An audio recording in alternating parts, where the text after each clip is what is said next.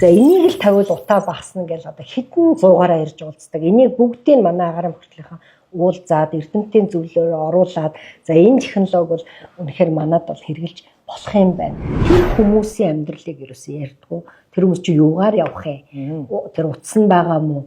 Тэрээс интернет нь байгаа мó? Starlink одоо тэр холбоо сүлбэн байгаа мó? За нэг одоо зэрлэг амтнд дайрахад одоо буу шийдмэн байгаа мó? Хамгаалт нь гэл энэ бүх зүйлүүдийг бүгдээ нь ярьдаг. За тэгээд манайх чинь бас цагуурын ажилчид сум болгонд байна аймаг бол болцоол одоо нэг эмэгтэйчүүд байдаг манай цагуурынхаа.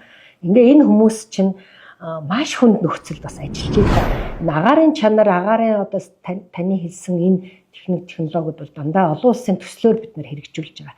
Тэгвэл манад бол одоо яг энэ дээр бол төсөө хөрөнгө төдийлөн бас суудаггүй.